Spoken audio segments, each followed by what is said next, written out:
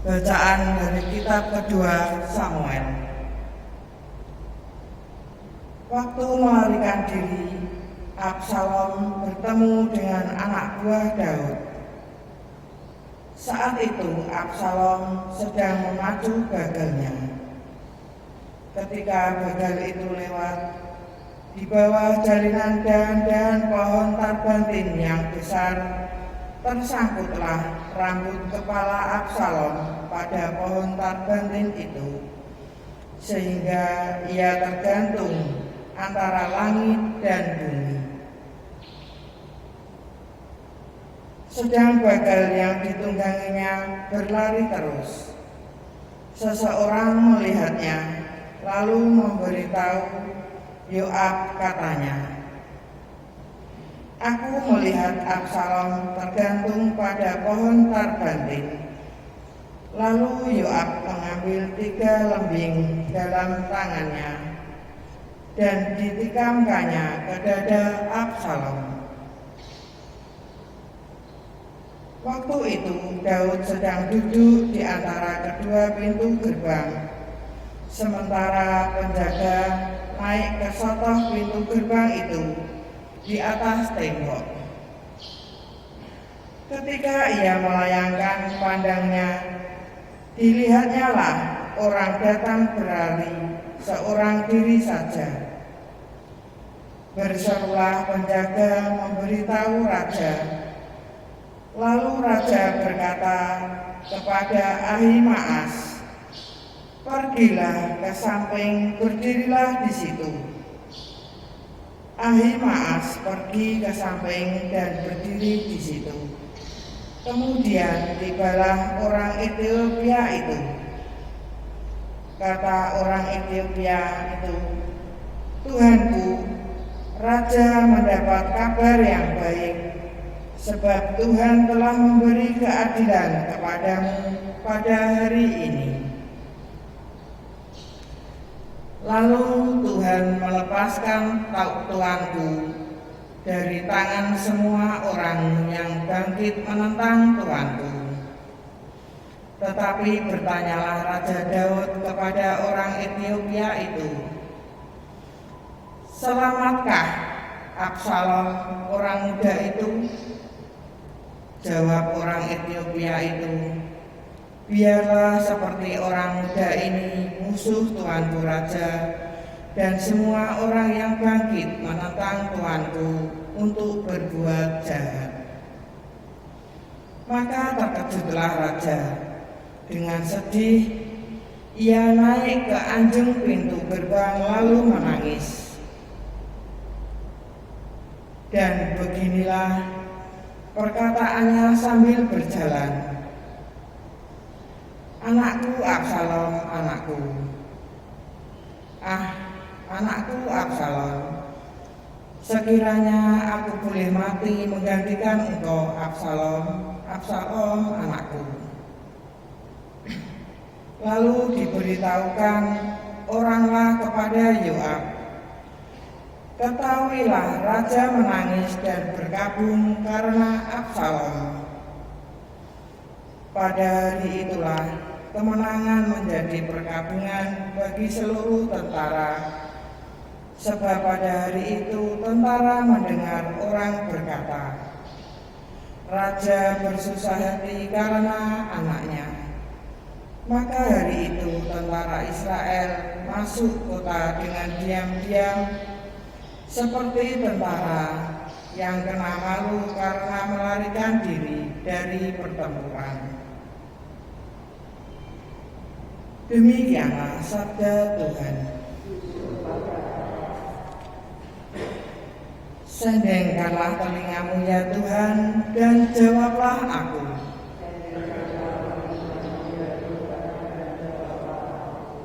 Sendengkanlah telingamu ya Tuhan, dan jawablah aku, sebab sengsara dan miskinlah aku.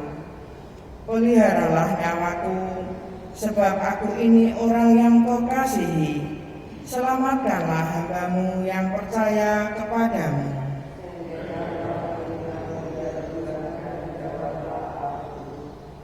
Sebab Engkau adalah Allahku, kasihanilah aku. Sebab kepadamu-lah aku berseru sepanjang hari. Buatlah jiwaku, hamba-Mu bersuka cita. Sebab kepadamu-lah ya Tuhan, ku angkat jiwaku.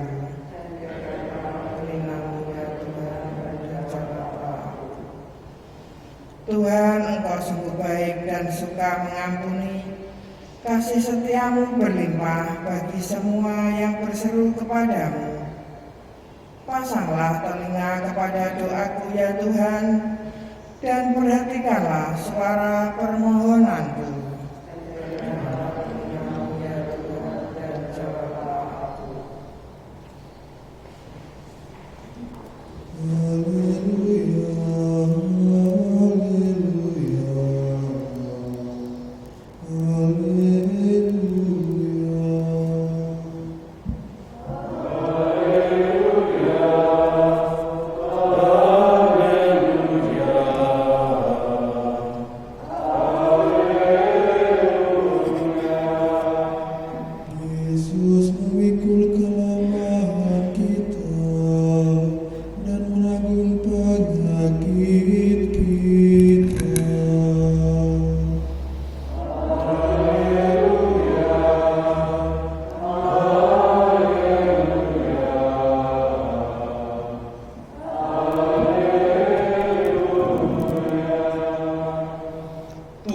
Bersamamu. Inilah Injil suci menurut Markus.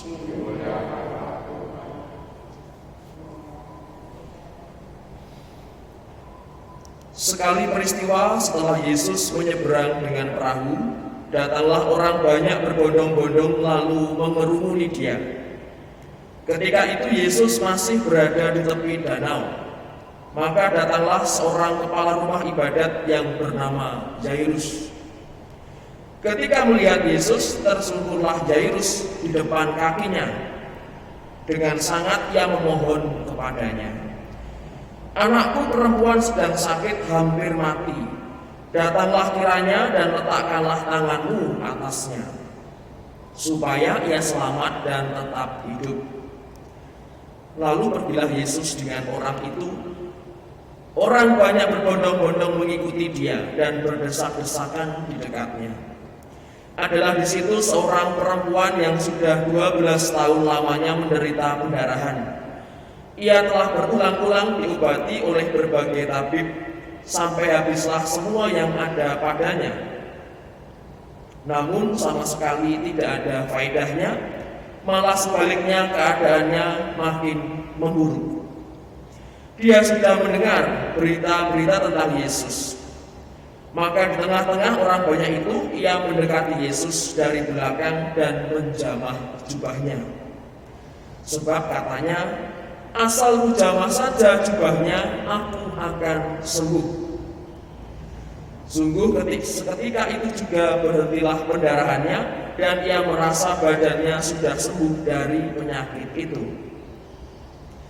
Pada ketika itu juga Yesus mengetahui bahwa ada tenaga yang keluar dari dirinya. Maka ia berpaling di tengah orang banyak itu dan bertanya, "Siapa yang menjamah jubahku?" Murid-muridnya menjawab, "Engkau melihat sendiri bagaimana orang-orang ini berdesak-desakan dekatmu. Bagaimana mungkin engkau bertanya, 'Siapa yang menjamah aku?'" Lalu Yesus memandang sekelilingnya untuk melihat siapa yang telah melakukan hal itu. Maka perempuan tadi menjadi takut dan gemetar. Sejak ia mengetahui apa yang telah terjadi atas dirinya, maka ia tampil dan tersungkur depan Yesus. Dengan tulus ia memberitahukan segala sesuatu kepada Yesus. Maka kata Yesus kepada perempuan itu, "Hai anakku, imanmu telah menyelamatkan engkau. Pergilah dengan selamat dan sembuhlah dari penyakitmu." Ketika Yesus masih berbicara, datanglah orang dari keluarga kepala rumah ibadat itu dan berkata, "Anakmu sudah mati. Apa perlunya lagi engkau menyusahkan guru? Tetapi Yesus tidak menghiraukan perkataan mereka dan berkata kepada kepala rumah ibadat, "Jangan takut, percaya saja." Lalu Yesus tidak memperbolehkan seorang pun ikut serta kecuali Petrus, Yakobus dan Yohanes, saudara Yakobus. Dan tibalah mereka di rumah kepala rumah ibadat. Dan di sana Yesus melihat orang-orang ribut, menangis dan meratap dengan suara nyaring. Sesudah masuk, Yesus berkata kepada orang-orang itu, "Mengapa kamu ribut dan menangis? Anak ini tidak mati tetapi tidur." Tetapi mereka menertawakan dia. Maka Yesus menyuruh semua orang itu keluar. Lalu ia membawa ayah dan ibu anak itu, dan mereka yang bersama-sama dengan Yesus masuk ke dalam kamar anak itu. Lalu dipegangnya tangan anak itu, katanya, "Talita kum," yang berarti, "Hai anak, aku berkata kepadamu, bangunlah." Seketika itu juga anak itu bangkit, berdiri dan berjalan, sebab umurnya sudah 12 tahun. Semua orang yang hadir sangat takjub. Dengan sangat Yesus berpesan kepada mereka, supaya jangan seorang pun mengetahui hal itu. Lalu ia menyuruh mereka memberi anak itu makan. Demikianlah sabda Tuhan.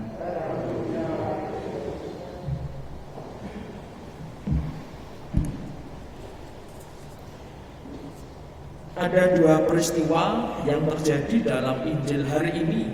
Yang pertama adalah seorang wanita yang menderita sakit pendarahan.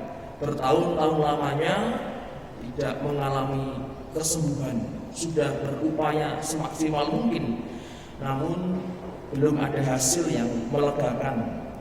Dan peristiwa yang kedua adalah peristiwa anak Zairus yang kemudian dikabarkan mati. Tetapi baik orang yang sakit pendarahan dan anak Zairus yang dikabarkan mati itu mengalami kesembuhan, mengalami kebaikan Tuhan yang luar biasa. Saudara-saudari yang terkasih, apa yang dialami oleh dua orang ini adalah mukjizat besar yang terjadi di dalam kehidupan kita. Kita bisa juga mengalami peristiwa yang sama ketika kita mau membuka hati dan pikiran kita kepada Allah. Kita mau menyediakan hidup kita ini untuk kehadiran kuasa roh Allah yang sudah senantiasa menyertai hidup kita. Terlebih karena kita telah menerima sakramen baptis sebagai pintu masuk berkat untuk hidup kita. Bagaimana kita diajak untuk senantiasa menaruh pengharapan bahwa apa yang tidak mungkin itu akan menunjukkan sesuatu yang luar biasa ketika kita mau percaya bahwa Yesus adalah jalan terang, pintu satu-satunya menuju Allah. Ketika kita sungguh mau percaya kepada itu, maka kita akan menerima kelegaan yang luar biasa. Terutama di masa pandemi yang belum kunjung usai ini, peristiwa dua mukjizat penyembuhan ini menjadi semangat dan inspirasi bagi hidup kita, bahwa Allah adalah sumber satu-satunya, sumber kekuatan, sumber penghiburan dan harapan bagi kita. Maka dari itu, mari melalui perayaan Ekaristi Suci hari ini kita diajak untuk memohon bantuan rahmat Roh Kudus, supaya semakin hari kita semakin mempunyai sikap iman yang semakin berpasrah bahwa Allah selalu melimpahkan kasih-Nya kepada kita, terutama kita yang setia memantaskan diri untuk menerima kasih-Nya. Berkat Tuhan senantiasa menyertai kita.